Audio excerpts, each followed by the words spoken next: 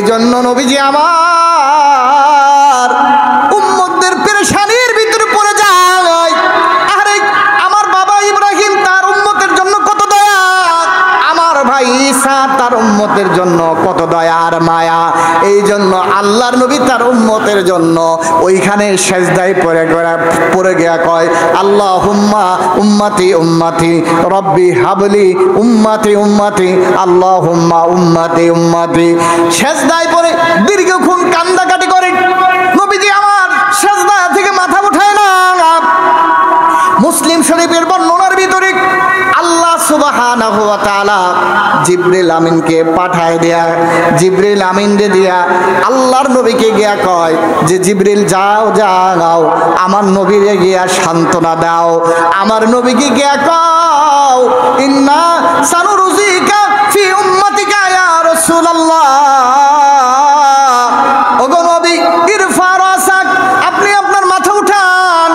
আপনি নবী কাঁদবেন, আরশের মালিক আল্লাহ দেখবে, এটা হইতে পারে না। সূরাতুদ দুহা নাজিল করে আল্লাহ তার হাবিবকে বলে, পয়গম্বর শোনো, ওয়ালা সাউফা ইউতিকা রাব্বুকা ফাতারদা। আল্লাহু আকবার বল, ওয়ালা সাউফা ইউতিকা রাব্বুকা ফাতারদা। আমি ইব্রাহিমকে তার দোয়া শুনছি, ঈসার দোয়া শুনছি তাদের উম্মতের ব্যাপারে। আমি বুঝি আপনার উম্মতের ব্যাপারে আপনার কথা শুনবো না, রাখবো না, এটা কি হইতে পারে? আল্লাহ তাআলা সূরাতুদ দুহা নাজিল করে দিয়া কয়, ওয়ালা সাউফা ইউতিকা রাব্বুকা ফাতারদা। ওগো হাবিব ইরফা রাসাক, আপনি আপনার মাথা উঠান আপনার উম্মতের ব্যাপারে। অচিরেই আপনাকে এমন এমন পুরস্কার দেব, এই পুরস্কারের ঘোষণা শুনে শুনে আপনি নবী রাজি আর খুশি হয়ে যাবে। জিবরিল আমিন এসে বলতেছেন, ইন্না সানুরজিকা ফি উম্মতিকা, আপনার উম্মতের ব্যাপারে আপনাকে রাজি আর খুশি করে দেওয়া হবে। আপনার টেনশন করা লাগবে না, আপনার চিন্তা করা লাগবে না, আপনার উম্মতের ব্যাপারে কোনো সমস্যা হবে না। আপনার উম্মতের ব্যাপারে আপনি যে সুপারিশ করবেন কিয়ামতের ময়দানে সর্বপ্রথম আপনাকে সুপারিশ করার অনুমতি দেওয়া হবে। আর আপনি যাদের ব্যাপারে সুপারিশ করবেন তাদেরকে আল্লাহ মাফ করে জান্নাতের মালিক বানায়া দিবে। নবীজি শাফাত লাগবে। এখন আপনি বলেন, আমি আপনাদের কাছে প্রশ্ন করতে চাই, নবী শাফাত করবে উম্মতের ব্যাপারে। এখন নবী আপনার প্রতি ভালোবাসা জন্ম নেবে, আপনি নবীরে ভালোবাসলে না না বাসলে? কথা বলেন, এক পক্ষের ভালোবাসাই হবে শুধু? নবী শুধু আমাদেরকে ভালোবাসলো, আমি বাসলাম না, তার মানে হলো যে আমাকে আগে রসুলকে ভালোবাসতে হবে। আমার ভালোবাসায় যদি আল্লাহ আর তার রসুল খুশি হয়ে যায়, তাহলে কিয়ামতের ময়দানে আমি আর আপনি নবীজি শাফাত পেয়ে যাব। আর নবীজি উম্মতের জন্য কতল পাগল পারা, অন্য অন্য নবীরা তাদের উম্মতের জন্য পাগল পারা, আমার নবী উম্মতের জন্য পাগল পারা। আয়াত নাজিল করে আল্লাহ তার নবীরে সান্ত্বনা দেয়, ওয়ালা সাউফা ইউতিকা রাব্বুকা ফাতারদা। আপনাকে আপনার উম্মতের ব্যাপারে আল্লাহ খুশি করবেন, আপনার টেনশন করা লাগবে না। নবী তার উম্মতের জন্য কেমন পাগল পারা, সূরাতুল কাহফের ভিতরে আল্লাহ সুবহানাহু ওয়া তাআলা সেই কথাটাও তুলে ধরলেন, ফালা আল্লাকা বাকিউন নাফসাকা আলা আসারিহিম ইল্লাম ইউমিনু বিহাদাল হাদিসি আসাফা। কাফেরদেরকে দাওয়াত দেওয়া হলো, কাফেররা যখন ঈমান আনে না, এমনকি নিজের চাচা আবু তালেব যে নিজের জানের চাইতে রসুলকে বেশি ভালোবাসে, ওই চাচা পর্যন্ত যখন ঈমান আনে না, তখন রসুল বেকরার হয়ে গেলেন, অস্থির হয়ে গেলেন। আরে আমার আপন চাচা পর্যন্ত যে তার সন্তানের চাইতে আমারে বেশি ভালোবাসে, জানের চাইতে আমারে বেশি ভালোবাসে, মালের চাইতে আমারে বেশি ভালোবাসে, কিন্তু ঈমান আনে না। এই কথা, এই চিন্তা যখন রসুলের অন্তরে আসে, রসুল তখন অস্থির হয়ে যায়। এইবার কাফেরদেরকে দাওয়াত দেয়, কাফেররাও ঈমান আনে না, আল্লাহ রসুল অস্থির হয়ে যায়। তাহলে কি আমার গোষ্ঠী, আমার জাতি, আমার চাচা, আমার দলের লোকেরা, আমার এলাকার লোকেরা উম্মতেরা তাহলে কি জাহান্নামে যাবে? এই চিন্তা আসার সাথে সাথে নবীজি পাগল হয়ে যাইতেন। এই জন্য আল্লাহ তাআলা আল্লাহর হাবিবকে সান্ত্বনা দেয়া বলে, ফালা আল্লাকা বাখিউন নাফসাকা আলা আসারিহিম ইল্লাম মিনু বিহাদাল হাদিসি আসাফা। ওগো আমার নবী, ওগো পয়গম্বর, ওগো হাবিব, এই মানুষগুলো যদি ঈমান না আনে, তাদের ঈমান আনার পিছনে আপনি মেহনত করে করে, টেনশন করে করে আপনি কি আপনার নফসকে ধ্বংস করে দিবেন। আপনি ইন্নাকা লা তাহদি মান আহবাবতা ওয়ালাকিন্নাল্লাহা ইয়াহদি মান ইয়াশা। আল্লাহ তার হাবিবকে সান্ত্বনা দেয়া কয়, পয়গম্বর, আপনি যাদেরকে পছন্দ করেন এরা ঈমান আনলে মনে হয় আপনার ভালো হতো। না না, আমি আল্লাহ যাদের তকদিরে ঈমান রাখছি তারা ঈমান আনবে, যাদের তকদিরে হিদায়াত রাখছি তারাই হিদায়াত পাবে, যাদের তকদিরে ঈমান রাখছি তারাই হিদায়াত পাবে, এর বাইরে কেউ পাবে না। অতএব যাদের তকদিরে ঈমান আছে, হিদায়াত আছে, ওরা ভালো কাজ করবে, নেক কাজ করবে, ওরা জান্নাতি হবে, ওরা আদবওয়ালা হবে, বেয়াদব হবে না। অতএব বেয়াদব যারা, যাদেরকে আমি ঈমান নসিবে রাখি নাই, তাদের ব্যাপারে আপনি কোনো টেনশন করিয়েন না। সুবহানাল্লাহ। এই জন্য নবীজি তার উম্মতের ব্যাপারে কত পাগল পারা, ঈমান আনে না, এই জন্য টেনশন করে। এর দ্বারাও বোঝা গেল শুধুমাত্র উম্মত নবীরে ভালোবাসে বিষয়টা এমন না, নবীরও ভালোবাসা আমাদের প্রতি আছে না নাই? আওয়াজ দিয়ে বলেন, আছে না নাই? গেল দুইটা দৃষ্টান্ত। এরপরে আসেন যায়েদ বিন হারেসা, নবীজির খাদেম, বলেন, উম্মতেরা শোনো, আমার নবীর সাহাবীরা, উম্মতেরা শোনো রে, তায়েফে এমন পাথরের আঘাত করা হলো, আঘাত করতে করতে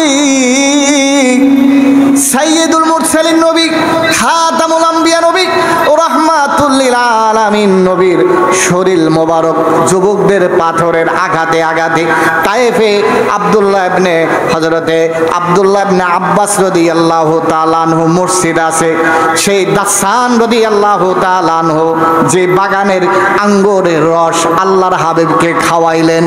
আল্লাহর নবী রক্তের পাথরের আঘাতে শরীর মোবারক রক্তাক্ত হইয়া, জুতা মোবারক রক্তে রঞ্জিত হইয়া আটকে গেল। রাসূল বেহুশ হয়ে একবার না, দুইবার না, তিনবার জমিনে পড়ে যায়। আহারে, যেই শরীরে মশা মাছি বসা আল্লাহ হারাম করে দিলেন, মশা যেই শরীরে বসতে পারবে না, যেই শরীরে মাছি বসতে পারবে না, যেই শরীরে আল্লাহ মশা আর মাছি বসা হারাম করে দেয়, যেই রক্ত জমিনে পড়লে জমিনে আর কোনো গাছপালা তরুলতা জন্মগ্রহণ করবে না, যারে আল্লাহ নিজের পরে ইজ্জত আর সম্মান দেয়, এমন মহামানব যিনি সারাটা জীবন উম্মতি উম্মতি বলে কান্দে, যিনি নিজের সব কিছু বিসর্জন দিয়া দেয় উম্মতের জন্য, ওই নবীরে যখন আঘাত করে, পাথরের আঘাত করে, রক্তাক্ত হইয়া হযরতে যায়েদ কয়, আমি ডাইনে যাই, আমার নবীর গায়ে যেন এটা পাথরের না, আমি বামে যাই, আমার নবীর গায়ে যেন ওই তায়েফের যুবকদের পাথরের আঘাত না লাগে, সামনে যাই যেন আমার নবীর সামনে দিয়া পাথরের আঘাত না লাগে, আমি বামে যাই যেন আমার নবীর পাথরের আঘাত না লাগে।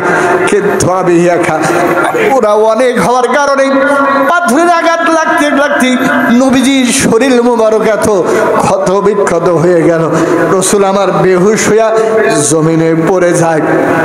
এইবার যখন আল্লাহ তাআলা তায়েফের পাহাড়ের ফেরেশতাদেরকে পাঠায় দেয়, তায়েফের ফেরেশতারা এসে বলে, ওগো আল্লাহর হাবিব, আপনি শত্রুরা আপনারা আঘাত করছে, তায়েফের কাফিররা আপনারা আঘাত করছে, আপনি আমাদেরকে অনুমতি দেন, আপনি যদি অনুমতি দেন বিশাল বিশাল পাহাড় দেখেন, এই পাহাড় দিয়া গোটা তায়েফে এমন পিষে ফেলবো, এমন ভাবে আঠা করে ফেলবো, কিয়ামত পর্যন্ত ওদের কোনো বংশ আর নসল এখানে থাকবে না। এত মার খাওয়ার পর, এত রক্তাক্ত হওয়ার পরে, শরীর দিয়া অঝরে রক্ত ঝরার পরে, এইবার নবীজির কাছে ফেরেশতারা আইসা কয়, আপনি অনুমতি দিলে আপনার শত্রুদেরকে একদম পিষে ফেলবো, ওদের জমিনে ধ্বংস করে দেব, ওদের বংশ অস্তিত্ব রাখবো না। ও নবীর উম্মতেরা শোনো, কিন্তু তোমার আমার নবী, তোমার আমার পয়গম্বর রহমাতুল লিল আলামিন নবী কয়, ও আল্লাহর ফেরেশতারা, তোমাদেরকে আমি জানায় দেই, শোনো, না না, বাল আরজু আই ইয়াখরুজাল্লাহু মিন আযলাবিহিম মাই ইয়াবুদুল্লাহ ওয়াহদাহু লা ইউশরিক বিহি শাইআ। মুসলিম শরীফের বর্ণনা, নবীজি আমার ফেরেশতাদের কয়, পাহাড়ের ফেরেশতাদের কয়, ফেরেশতারা শোন, না না না, আমার এই উম্মতের আমার নাক সিনা মারছে। আমি বলি আল্লাহুম্মা হাদি কওমি ফাইন্নাহুম লা ইয়ালামুন। আল্লাহ, তুমি এই তাইববাসীর হিদায়াত দিয়ে দাও, ওরা আমারে চেনে নাই, না চেনা ওরা মারছে, তুমি ওদের হিদায়াত দিয়ে দাও। আল্লাহু আকবার। ওরা আমারে চেনে নাই, ওরা আমারে না চেনে মারছে, আমি ওদের বদদুয়া করি না, তুমি ওদের হিদায়াত দিয়ে দাও। আল্লাহুম্মা হাদি কওমি ফাইন্নাহুম লা ইয়ালামুন। ওরা আমারে না চেনা মারছে, তুমি ওদের হিদায়াত। সন্তান তাদের জন্মগ্রহণ করবে, যেই সন্তানেরা এক আল্লাহর ইবাদত করবে, ওদের মতো মুশরিক হবে না, ওদের মতো নবী বিদ্বেষী হবে না, ওদের মতো ওয়ারাসাতুল আম্বিয়া সাহাবায়ে কেরাম বিদ্বেষী হবে না, উলামায়ে কেরাম বিদ্বেষী হবে না, নবী রাসূলদের বিদ্বেষী হবে না। এমন একটা জাতি আল্লাহ ওদের থেকে বের করে দেবে। অতএব আমি ওদেরকে ধ্বংসের জন্য বদদুয়া করতে পারি না। আল্লাহু আকবার বলো। তাহলে নবীর উম্মতেরা শোনেন, যারা মানল বদদুয়া করার জন্য ফেরেশতারা কয় বদদুয়া করেন, ধ্বংস করে দেব, আপনার অনুমতি পাইলে একজন রাখবো না। নবী আমার কয় না, আমি বদদুয়া করতে পারি না। ওদের ভিতর থেকে আল্লাহরে মানবে, আমারে মানবে, একদল বাহির হবে, তৈরি হয়ে যাবে। এখন আপনারা বলেন, এইরকম কোনো এই কাজটা, এটা কি শুধুমাত্র আমাদের ভালোবাসার কারণে, নাকি নবীও আমাদের তাদের জানের চাইতে বেশি ভালোবাসেন? নবীও তার জান মালের চাইতে উম্মতরে বেশি ভালোবাসেন। এই জন্য আল্লাহর বান্দারা, শেষ কথা হলো, সমস্ত নবীরা একটা করে দোয়ার অনুমতি পেয়েছেন। লিকুল্লি নাবিয়িন দাওয়াতুন মুস্তাজাবা ইয়াদউ বিহা। সমস্ত নবীরা একটা করে দোয়ার অনুমতি পাইছেন, যেটা দুনিয়াতে করছে কবুল হয়ে গেছে।